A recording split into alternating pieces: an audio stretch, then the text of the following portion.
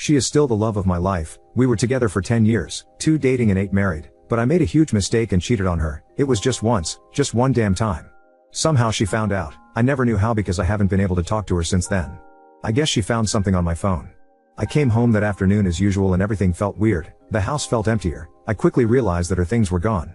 I panicked. I started calling her over and over, but her phone didn't even ring. Suddenly I saw some papers on the table. She was divorcing me. Under the divorce papers, there was a note that said this is what you do with cheaters. That was the last thing I got from her, 2 years ago now. Of course I called the contact information for her lawyer, who has been the only bridge between us. But he just told me that he was her legal representative and that she didn't want to see me. I fought, I got angry, but in the end her lawyer just told me that it would be better if I got my own lawyer. I didn't want to. I absolutely refused to accept that 10 years of relationship would end like this. I know I have failed, but I always wanted to fix it. I know that if she gave me the chance, I could make that sweet and special girl I met more than 10 years ago fall in love with me again. I know that I can make her forgive me. After all, many couples go through similar things and get over it. Why can't we be one more couple in that statistic?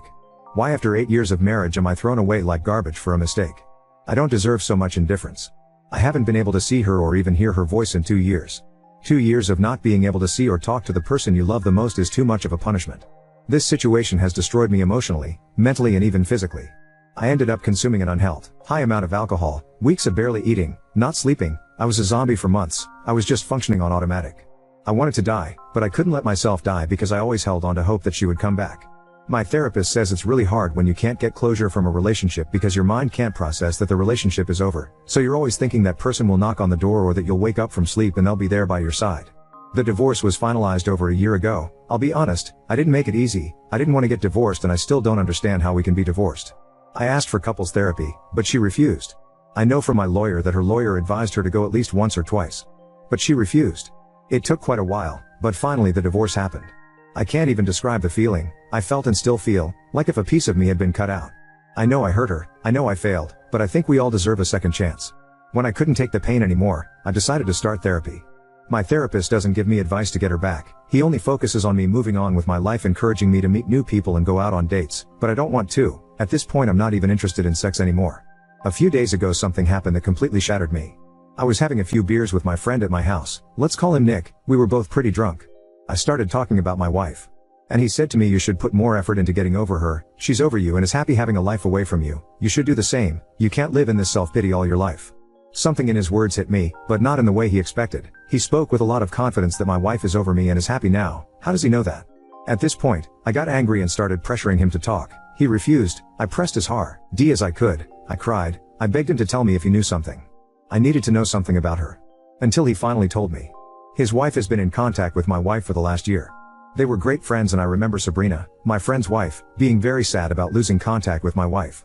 The thing is that my wife went to live in Norway, got married to a guy there and is about 7 months pregnant. I felt like dying. I literally felt like dying with this information. How could she do this to me? How could it be that while I was crying, getting drunk, missing her and wanting to die every day, she was happily on the other side of the world, getting married, fucking and getting pregnant by another guy?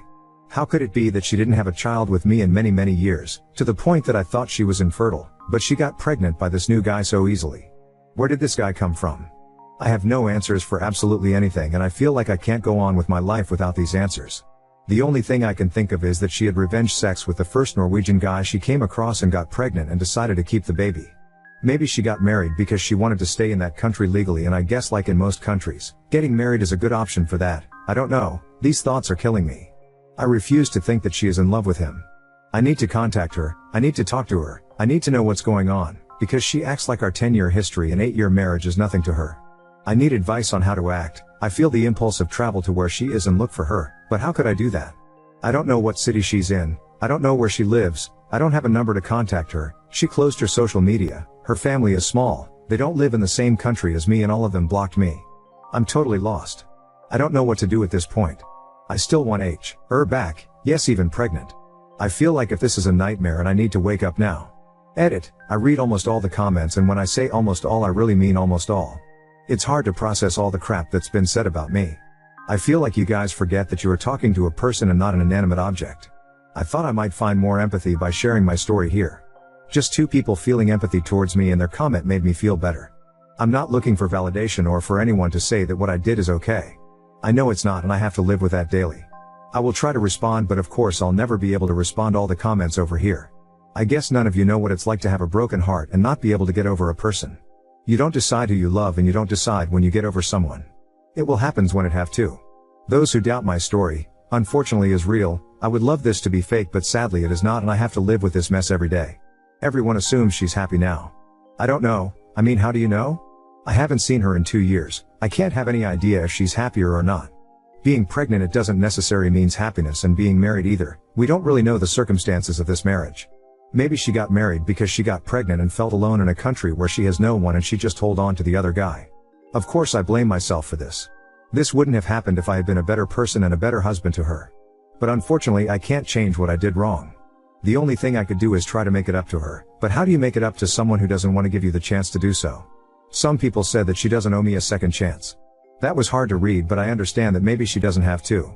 I never openly blamed her for the infertility issues. It was just a thought. We both went to the doctor and in both cases the tests revealed that everything was fine.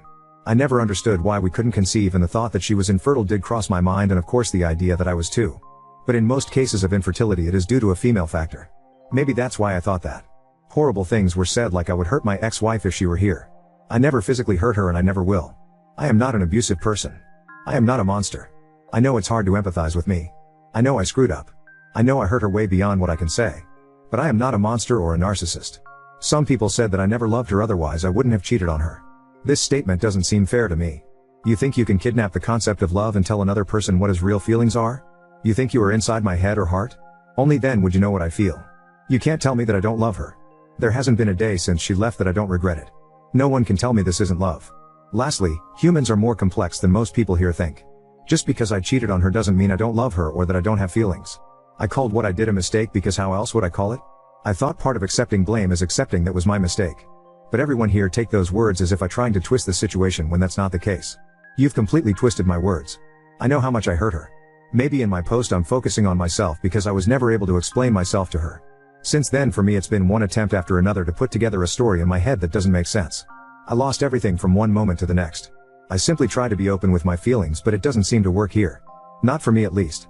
I know the damage I did to her. This woman left her life, the country she emigrated to, her friends, even her job.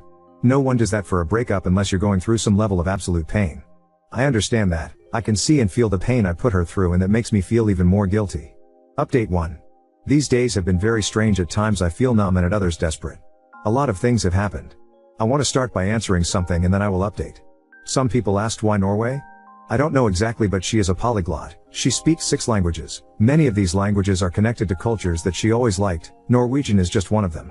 She has always been interested in Norwegian culture. She has been there before, but she is also interested in other cultures and speaks other languages, so for me that was never an indicator that she might have gone to this country. Regarding the update, the first thing I will say is that the post reached some people in my circle. Sabrina's sister is on Reddit. She knows the story and realized it was me. She told Sabrina. Sabrina is angry at Nick for revealing information. Nick is angry at me for posting on Reddit and because he says I pressured him to talk. I am angry at both of them for being 2 holes who watched me suffer for 2 years and decided not to help me.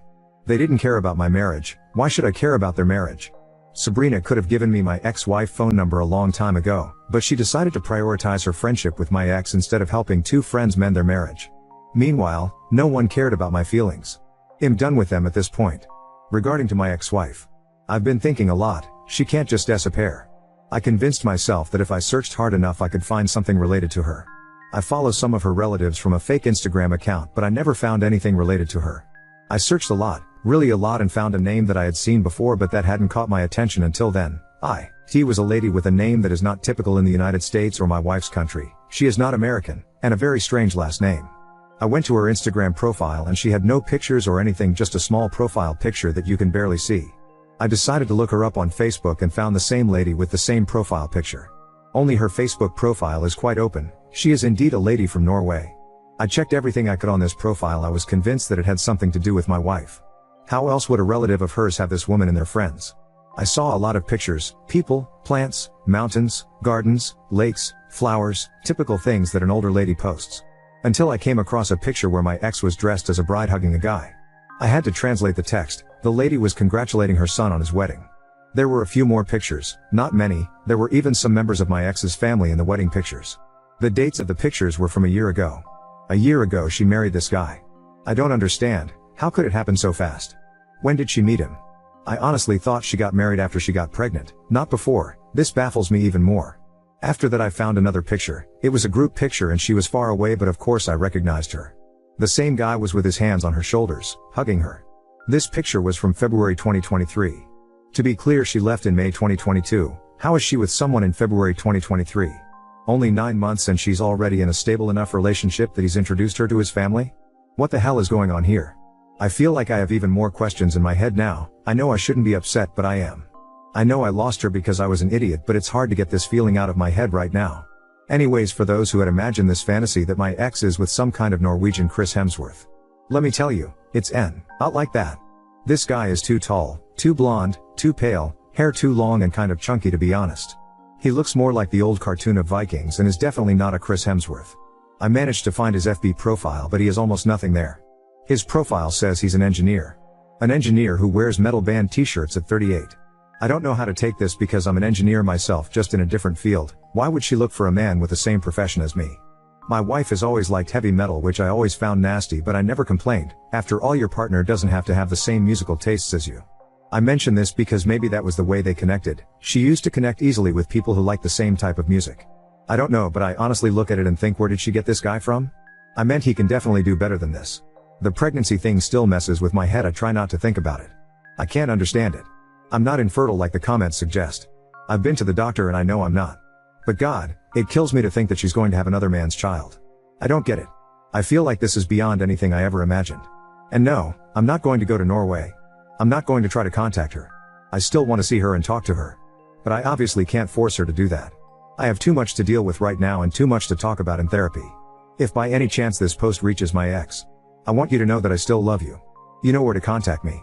If by any chance this post reaches the new dude, I want you to know the only reason you have a chance with this woman is because a big idiot halfway across the world completely ruined it. You most probably met a woman who was probably very broken from her divorce. You took advantage of her situation and trapped her with a baby.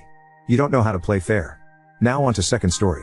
C. Stir hijacked my wedding with her pregnancy announcement after I explicitly told her no, causing a family rift, and now I'm being labeled selfish. I, F30, got married last weekend, and it was supposed to be the happiest day of my life, but drama unfolded, and now my family is split in half. I need to know if I'm the a-hole or if my reaction was justified. My younger sister, F27, let's call her Lucy, has always been the golden child of the family.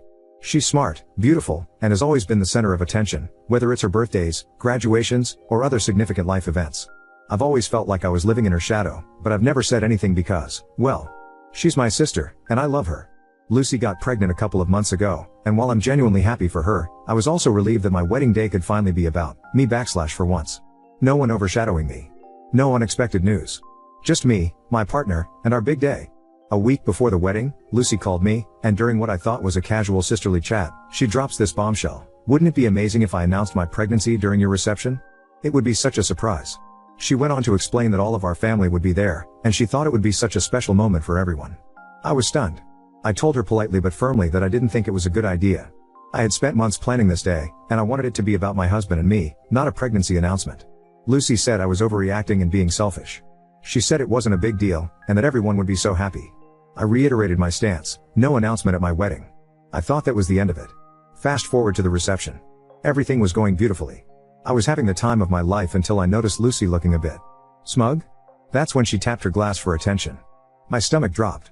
In front of all our guests, she stood up and announced her pregnancy anyway. The room erupted in cheers and congratulations. I was frozen in shock. It felt like a dream. People immediately swarmed her with hugs and questions, and suddenly, my wedding was no longer about me / it was about Lucy and her baby. I was furious. My husband could see it, my bridesmaids could see it, and honestly, anyone paying attention could see I was upset.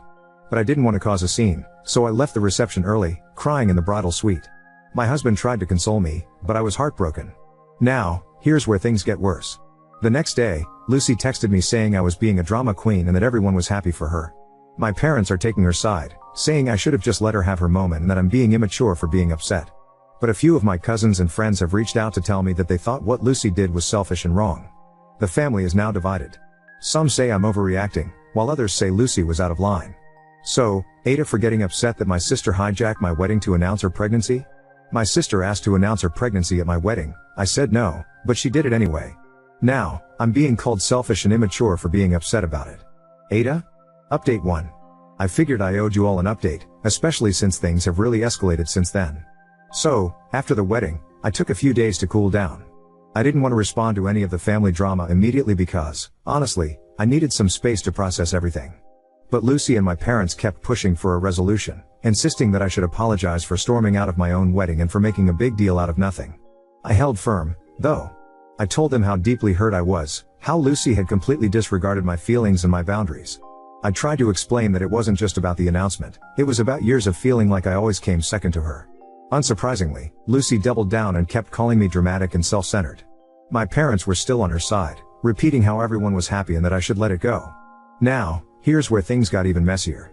My cousins and some extended family caught wind of what was going on, thanks, social media, and the family divide has gotten even wider. One of my cousins actually called Lucy out publicly, saying what she did was attention-seeking and disrespectful. That led to a full-blown family argument in our group chat, with people picking sides. The weirdest part? Some family members who initially didn't say much are now telling me they've always seen Lucy as the golden child too, and they're glad someone finally spoke up. Of course, this didn't go over well with my parents. My mom told me I was tearing the family apart and that I needed to put an end to this nonsense. But I wasn't the one who made it public, and I can't control what other people say or think. What really shocked me, though, was how my dad reacted. He's usually the peacemaker, but he straight up told me that I ruined Lucy's big moment, her pregnancy announcement, and that I'm holding a grudge for no reason. That hurt more than I expected because I always thought he at least understood where I was coming from. On top of that, my parents invited Lucy and her husband over for dinner a few nights ago, but they didn't invite me. When I asked why, my mom said they didn't want any more drama. So now, not only am I dealing with the emotional fallout from the wedding, but I'm also feeling like I'm being pushed out of my own family. I've been doing a lot of reflecting, and honestly, I don't think I can keep pretending everything's okay just for the sake of keeping peace. I love my family, but I can't keep sacrificing my feelings and self-respect just to avoid conflict. My husband has been super supportive through all of this, and he's encouraged me to set clear boundaries with both my sister A and D, my parents. So, as hard as it is, I've decided to go low contact with Lucy and my parents for now. I'm not cutting them out completely, but I need space to heal and to figure out how, or if, I want to move forward with them. Some of my cousins have reached out to say they support me, and that's been a huge comfort during all of this.